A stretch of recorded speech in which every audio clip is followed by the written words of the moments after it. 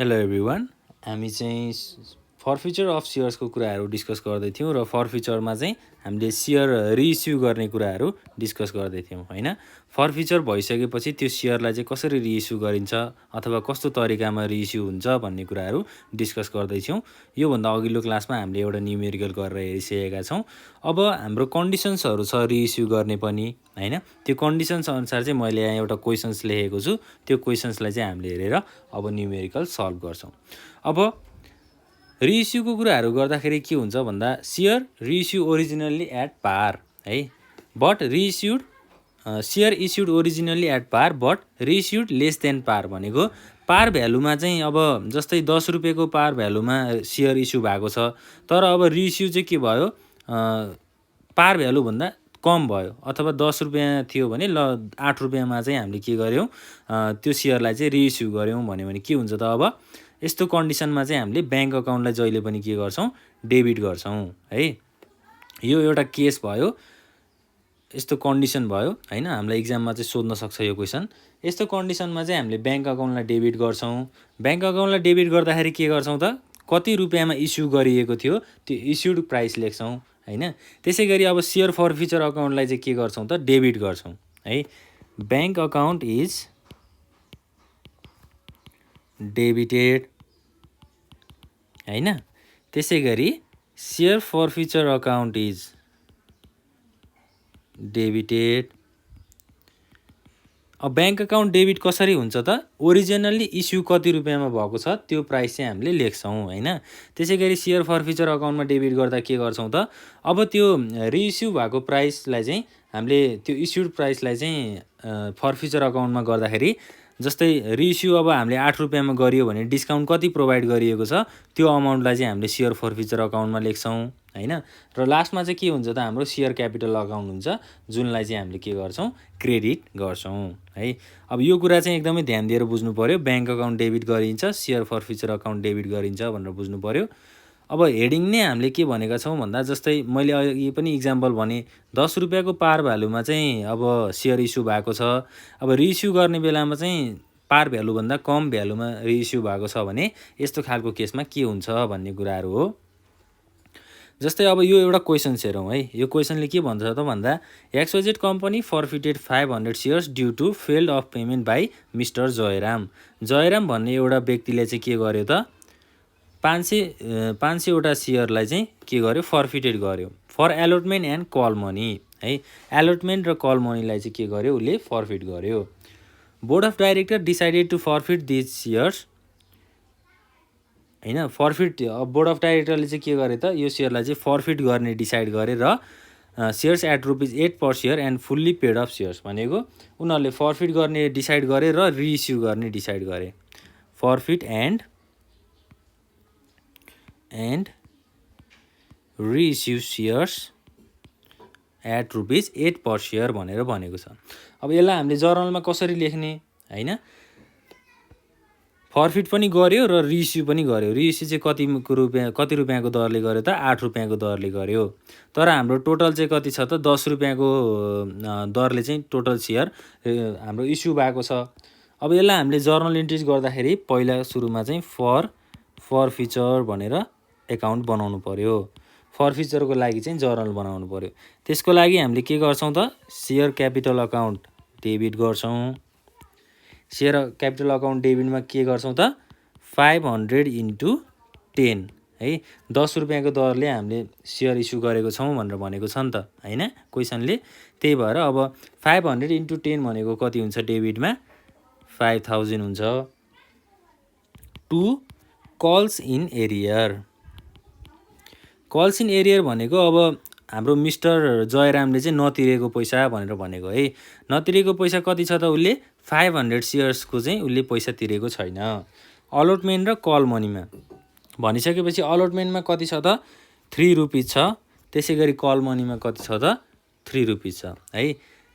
अब calls in एरियरमा हामीले के गर्नु पर्यो त, उसले अलटमेन्ट पनि तिरेको छैन, कल मनी पनि तिरेको छैन भनेपछि 3 + 3 भनेको कति हुन्छ, 6 हुन्छ हैन। 500 × कति भयो त, अब 6 भयो। 500 इन्टु 6 अब 6 5 चाहिँ कति हुन्छ 30 होइन 3000 चाहिँ हामीले के गर्नु पर्यो क्रेडिटमा लेख्नु पर्यो। त्यसै गरी अब के गर्नु पर्यो सेयर फर्फिचर अकाउन्टलाई चाहिँ क्रेडिटमा राख्नु पर्यो टु सेयर फर्फिचर अकाउन्ट। अब कति हुन्छ त 10 रुपियाँमा चाहिँ 6 रुपियाँको चाहिँ कल्सिन एरियर भयो 6 रुपियाँको चाहिँ पैसा आएन बाँकी कति रह्यो त 500 इन्टु 4 भनेको 2000 होइन। ल कल्सिन एरियर भनेको पैसा नआएको चाहिँ कति रहेछ त 3000 रुपियाँ रहेछ र अब फर्फिचर चाहिँ कति भयो त 2000 रुपियाँको सेयर चाहिँ फर्फिटेड भयो। अब यो त भयो फर्फिचरको केसको कुरा है। अब हामीले के अर्को के कुरा गर्छौँ त फर रिइस्यु। अब सेयर फर्फिचर भइसकेपछि रिइस्यु गरेको छ भनेर भनेको छ नि होइन। कति सेयर रिइस्यु गरेको छ त 500 सेयर नै रिइस्यु गरेको छ भनेपछि हामीले अब रिइस्यु गर्ने केसमा हामीले ब्याङ्क अकाउन्टलाई डेबिट गर्छौँ भनेर भन्यौँ। अब यो कुरा त हाम्रो कहाँ आयो त रिइस्यु गर्ने बेलामा आयो bank account is debited share forfeiture account is debited अनि फाइनल्ली सेयर क्यापिटल अकाउन्टलाई चाहिँ क्रेडिट गर्छौँ। अब ब्याङ्क अकाउन्ट डेबिट गर्नु पर्यो 500 इन्टु 8 है। 8 चाहिँ किन गरियो त यहाँ हामीले रिइस्यु गर्दाखेरि चाहिँ कति रुपियाँको दरले रिइस्यु गरेको छ त 8 रुपियाँको दरले रिइस्यु गरेको छ भनेपछि 500 इन्टु 8 भनेको डेबिटमा 4000 हुन्छ होइन। त्यसै गरी सेयर फर्फिचर अकाउन्टलाई पनि डेबिट गर्नुपर्छ भनेर भनेको छ। सेयर फर्फिचर अकाउन्ट चाहिँ अब बाँकी कति रहन्छ त 500वटा सेयर इन्टु अब 8 रुपियाँको दरले त यहाँ रिइस्यु भयो बाँकी रह्यो कति त 2 रुपियाँ। त्यो 2 रुपियाँ चाहिँ के हुन्छ त डिस्काउन्ट हुन्छ किनभने यहाँ के भनेको छ त क्वेसनले ₹8 per share as fully paid of shares भनेको फुल्ली पेड अफ सेयर्समा चाहिँ 8 रुपियाँ 10 रुपियाँमा 8 रुपियाँको दरले बेच्यो भनेपछि 2 रुपियाँ बाँकी के रह्यो त डिस्काउन्ट रह्यो होइन। त्यो डिस्काउन्ट अकाउन्टलाई चाहिँ हामीले सेयर फर्फिचर अकाउन्टमा 500 इन्टु 2 गर्दाखेरि कति हुने भयो त 1000 हुने भयो होइन। लास्टमा सेयर क्यापिटल अकाउन्ट कति हुन्छ त to share capital account credit कति हुन्छ 5000 हुन्छ। अब यो कुरा सेयर फर्फिचर अकाउन्टको कुरा यो 2 रुपियाँ गरेको छ यो कुरा नबुझेको भए म अहिले यसलाई लास्टमा बुझाउँछु है लास्टमा बुझाउँदाखेरि सजिलो हुन्छ। अब हामीले फर ट्रान्सफर इन्ट्रीको कुरा गरौँ है। पहिला हामीले ट्रान्सफर इन्ट्रीको कुरा गरौँ अनि त्यसपछि त्यो कन्फ्युजन पनि हामीले लास्टमा क्लियर गर्छौँ है। फर ट्रान्सफर इन्ट्रीमा चाहिँ के हुन्छ त भन्दा अब सेयर फर्फिचर अकाउन्टलाई के गर्नु पर्यो ट्रान्सफर गर्नु पर्यो। यो भनेको त के हो त प्रफिट हो नि होइन। हामीले के भनेका थियौँ त भन्दा रिइस्यु गर्ने बेलामा सेयर फर्फिचर अकाउन्ट क्रेडिटमा भएपछि त्यो क्रेडिट ब्यालेन्सलाई चाहिँ हामीले आफ्नो कम्पनीको फाइदा प्रफिट भनेर भन्न सक्थ्यौँ होइन। अब ट्रान्सफर इन्ट्रीमा हामीले क्यापिटल अकाउन्टमा चाहिँ यसलाई के गर्नु पर्यो ट्रान्सफर गर्नु पर्यो भनेको सेयर फर्फिचर अकाउन्टलाई डेबिट गर्ने account debit to capital reserve. Capital reserve भनेको के हो त फाइदा होइन बिङ नेट गेन है फाइदा भयो on reissue of share reissue गर्दा चाहिँ के भयो फाइदा भयो। फाइदा कति रुपियाँ भयो अब त्यो कुरा चाहिँ हामीले क्यालकुलेसन गरेर निकाल्न सक्छौँ। जस्तै हाम्रो फर्मुला छ नि profit is equal to number of reissued shares into amount of forfeited share minus discount on reissue भनेर भनेको छ है। यो कुराहरू चाहिँ हामीले अब क्यालकुलेसन गरेर पनि निकाल्न सक्छौँ। जस्तै फर्मुला के छ त profit is equals to number of reissued share into amount forfeited per share. अब कति रुपियाँको दरले फर्फिटेड भएको छ त्यसलाई राख्छौँ minus discount on reissue of share है। सेयर रिइस्यु गर्दाखेरि डिस्काउन्ट कति भएको छ त्यो कुराहरूलाई राख्छौँ। अब profit is equals to number of reissued share कति हो त हाम्रो 500 हो नि 500वटा सेयरलाई चाहिँ रिइस्यु गरेको हो नि ब्र्याकेटमा। अब अमाउन्ट अफ फर्फिटेड पर सेयर भनेको फर्फिटर चाहिँ कति भएको छ हाम्रो सेयर फर्फिचर अकाउन्टमा चाहिँ 4 रुपियाँको दरले चाहिँ सेयर फर्फिट भएको छ भनेपछि 4 minus discount on reissue of share. अब रिइस्यु हुने बेलामा के छ त यहाँ, रिइस्यु हुने बेलामा हेर्नु पर्यो। जस्तै 8 रुपियाँको दरले रिइस्यु भएको छ भनेपछि सेयर फर्फिचर अकाउन्टमा बाँकी कति रह्यो त, 2 रुपियाँ बाँकी रह्यो हैन। यो 2 रुपियाँ चाहिँ के रहेछ त, अब डिस्काउन्ट रहेछ नि। जस्तै मैले अघि तपाईँहरूलाई भनेको थिएँ हैन, नबुझेमा चाहिँ हामी लास्टमा बुझ्नेछौँ भनेर भनेको थिएँ नि। लास्टमा चाहिँ हामीले यो 2 रुपियाँलाई के गरेको रहेछौँ त, डिस्काउन्ट गरेको रहेछौँ। 4 माइनस 2 भनेको 500 इन्टु 2 भनेको कति हुन्छ त, 1000। ल 1000 रुपियाँ चाहिँ लास्टमा के भयो त, क्यापिटल रिजर्भ अकाउन्टमा गयो हैन। ट्रान्सफर इन्ट्रीमा चाहिँ हामीले कति गर्नुपर्ने रहेछ त, 1000। 1000 रुपियाँ चाहिँ के भयो त, प्रफिट भयो। ल यसरी चाहिँ हामीले फर्मुलाबाट पनि यसलाई क्याल्कुलेसन गर्न सक्छौँ।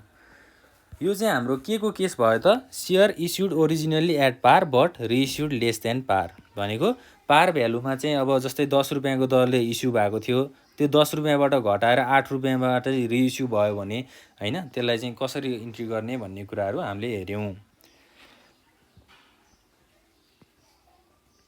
अब हाम्रो अर्को कुरा चाहिँ के छ भन्दा, जस्तै सेयर इस्युड अब पार भ्यालुमा इस्यु गरेको छ सेयरलाई, तर अब प्रिमियममा रिइस्यु गर्यो। इस्यु चाहिँ पार भ्यालुमा भयो, अब रिइस्यु चाहिँ केमा भयो, प्रिमियममा भयो भन्यो भने त्यसलाई चाहिँ हामीले कसरी इन्ट्री गर्ने त हैन। यो एउटा केस भयो, यो यसलाई केस नम्बर 1 भनेर पनि भन्न सक्छौँ है। यो एउटा केस भयो। अब अर्को केसमा चाहिँ के हुनसक्छ त, जस्तै केस 2। ल के छ त, shares issued originally at par and reissued at premium है। इस्यु चाहिँ पार भ्यालुमा भएको छ, रिइस्यु चाहिँ केमा भएको छ, प्रिमियममा भएको छ भनेपछि यसमा पनि त अब क्वेसन्सहरू हुनसक्छ, कन्डिसन्सहरू हुनसक्छ हैन। एउटा क्वेसन छ, म त्यो क्वेसन लेख्दै जान्छु। XYZ लिमिटेड फर्फिटेड 100 सेयर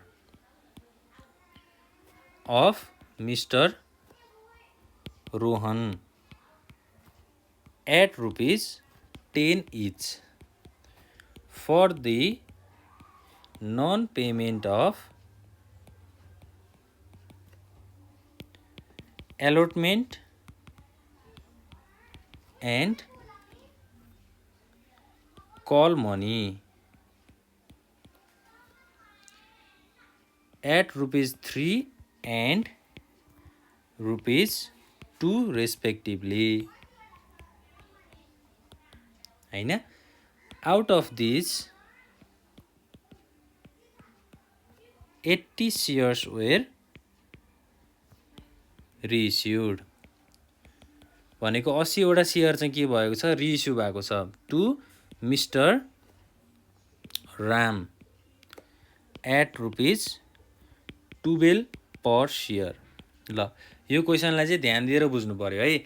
जस्तै XYZ कम्पनीले चाहिँ 100 वटा सेयरलाई के गर्यो, फर्फिटेड गर्यो। कसको त, मिस्टर रोहन भन्ने व्यक्तिको एट ₹10 इच। 100 वटा सेयर चाहिँ 10 रुपियाँको दरले फर्फिचर भयो अथवा फर्फिटेड भयो भनेर बुझ्नु पर्यो है।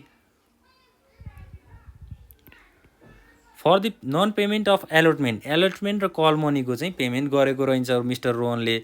अब एलोटमेन्टको 3 रुपियाँ भयो, कल मनीको 2 रुपियाँ भयो हैन। आउट अफ दिज 80 वटा सेयर चाहिँ के भयो, रिइस्यु भयो to mister Ram at ₹12 per share. अब 10 रुपियाँको दरले माथि इस्यु भएको छ भनेर भन्यो, यहाँ तल चाहिँ रिइस्यु कतिमा भयो, 12 रुपियाँमा भयो भनेपछि यो केस के रहेछ त, प्रिमियमको केसहरू रहेछ हैन। पार भ्यालुभन्दा धेरै भ्यालुमा चाहिँ सेयरहरू रिइस्यु भयो नि त, त्यही भएर हामीले यसलाई प्रिमियम भन्यौँ त। अब यसको जर्नल इन्ट्रिज बनाउँदा के हुन्छ त, जस्तै अब फर्स्टमा त सेयर क्यापिटल अकाउन्ट हुन्छ हैन। क्यापिटलमा कति आयो त, 100 वटा सेयर इन्टु 10। सेयर फर्फिचर कति भएको हो त्यसलाई हामीले डेबिटमा लेख्छौँ। Share capital account debit 100 into 10 हैन। 100 इन्टु 10 भनेको 1000 डेबिटमा भयो। त्यसै गरी के छ त, to calls in arrear account हैन। अब कल्स इन एरियर भनेको मिस्टर रोहनले नतिरेको भनेर भनेको है। अब 100वटा सेयरको उसले अलटमेन्टमा 3 रुपियाँको छ, फाइनल कलमा 2 रुपियाँको छ भनेपछि टोटल सेयर कतिको नतिरेको रहेछ? 5 रुपियाँको दरले चाहिँ नतिरेको रहेछ भनेपछि 100 × 5 हुन्छ। 100 × 5 भनेको 500। अब 2 सेयर फरफिचर अकाउन्ट। अब सेयर फरफिचर अकाउन्ट कति बाँकी रह्यो? 100 × 5 हैन। 5 रुपियाँ चाहिँ उसले नतिरेको थियो, 5 रुपियाँ चाहिँ सेयर फरफिचर भयो। बाँकी 5 रुपियाँ रहन्छ 10 रुपियाँमा हैन। सेयर फरफिचर अकाउन्ट चाहिँ कति भयो? 500 रुपियाँ भयो। अब न्यारेसनमा के लेख्ने त? Being forfeiture of share for non payment of allotment and call money. Allotment र कल मनीको पैसा चाहिँ के भयो त? फरफिटेड भयो है। ल एलोटमेन्ट र कल मनीको पैसा नतिरेको भए चाहिँ फरफिटेड भयो भनेर बुझ्नु पर्यो। अब सेयर क्यापिटल अकाउन्ट त हामीले डेबिटमा राखेका छौँ यहाँ हैन। अब के गर्नु पर्यो त? हामीले त्यो पैसालाई चाहिँ ब्याङ्क अकाउन्टमा राख्नु पर्यो। भनेको ब्याङ्क अकाउन्टलाई डेबिटमा राख्ने। अब ब्याङ्क अकाउन्ट हामीले किन गऱ्यौँ त यहाँ? किनभने हामीले सेयर त रिइस्यु गरेको छौँ नि त। रिइस्यु गरेपछि हामीले ल सेयर कसैलाई बेचिसकेपछि चाहिँ के गर्छ? त्यहाँबाट पैसा आउँछ, पैसा रिसिभ हुन्छ हैन। पैसा रिसिभ भइसकेपछि हामीले त्यसलाई कहाँ राख्छौँ? ब्याङ्कमा राख्छौँ। त्यही भएर ब्याङ्क अकाउन्ट डेबिट गरियो। 80वटा सेयरलाई 12 रुपियाँको दरले 80 × 12 भनेको कति हुन्छ? 960 रुपिस चाहिँ डेबिटमा भयो। 2 सेयर क्यापिटल अकाउन्ट है। सेयर क्यापिटल अकाउन्टमा अब के हुन्छ त? 80 × 10 रुपियाँ है। माथि हाम्रो के छ? अब 10 रुपियाँको दरले चाहिँ हाम्रो क्यापिटल छ नि त हैन। त्यही भएर 80 × 10 भनेको 800 रुपियाँ भयो। अब बाँकी के रहन्छ त यहाँ? 2 सेयर प्रिमियम। अब प्रिमियमको कुराहरू चाहिँ हाम्रो यहाँ आयो हैन। 80 × 2 रुपियाँ चाहिँ के भएको छ? प्रिमियम भएको छ। अब 10 रुपियाँको दरले सेयर इस्यु भएको थियो सुरुमा हैन। लास्टमा रिइस्यु गर्ने बेलामा 12 रुपियाँको दरले गरे भनेपछि 10 रुपियाँ र 12 रुपियाँमा डिफरेन्स कति भयो त? 2 रुपियाँ भयो नि। 2 रुपियाँ चाहिँ के रहेछ त? सेयर प्रिमियम रहेछ। 160 रुपियाँ चाहिँ क्रेडिटमा भयो। Being reissue of shares of ₹10 at ₹12। ल यसरी चाहिँ हामीले सेयर प्रिमियमको अकाउन्टलाई राख्छौँ। अब यहाँ के भयो त? सेयर प्रिमियम भयो हैन। अब हामीले सेयर अब क्यापिटल रिजर्भमा कति पैसा राख्ने त है? त्यो कुराहरू पनि भयो। अब हामीलाई प्रफिट कति भयो भन्ने कुराहरू चाहिँ हामीले हेर्नु पर्यो हैन। अब यहाँ के हुन्छ त? जस्तै अब सेयर फरफिचर अकाउन्ट हुन्छ। प्रफिट निकाल्नको लागि त हाम्रो फर्मुला छ हैन। त्यो फर्मुलाबाट चाहिँ हामीले क्याल्कुलेट गर्छौँ। अब हाम्रो क्यापिटल रिजर्भको लागि चाहिँ जर्नल इन्ट्रिज के हुन्छ त? सेयर फरफिचर अकाउन्ट डेबिट हुन्छ हैन टु क्यापिटल रिजर्भ। अब यो चाहिँ के भयो त? प्रफिट भयो है। Being net gain by reissue of share. ल अब मैले यहाँ फर्मुला लेख्छु। Profit is equal to number of reissued share into के छ त हाम्रो? Amount of forfeited share. Forfeited share minus discount हैन। अब नम्बर अफ रिइस्युड सेयर चाहिँ कति छ त हाम्रो? 80 हैन। 80वटा चाहिँ सेयर छ। अनि हाम्रो अमाउन्ट अफ फरफिटेड सेयर चाहिँ कति हो त? कति अमाउन्टमा चाहिँ हामीले सेयरलाई फरफिटेड गरेका छौँ भन्दा 5 रुपियाँको दरले है। माथि हेर्नु पर्यो। 5 रुपियाँको दरले चाहिँ सेयर फरफिटेड भएको छ भनेपछि 5 माइनस डिस्काउन्ट भनेको कति छ? 0। 80 × 5 भयो। 5 8 जा 40 400 रुपिस चाहिँ के भएको रहेछ त हाम्रो गेन भएको रहेछ भनेको हामीलाई फाइदा भएको रहेछ भनेर बुझ्नु पर्यो है।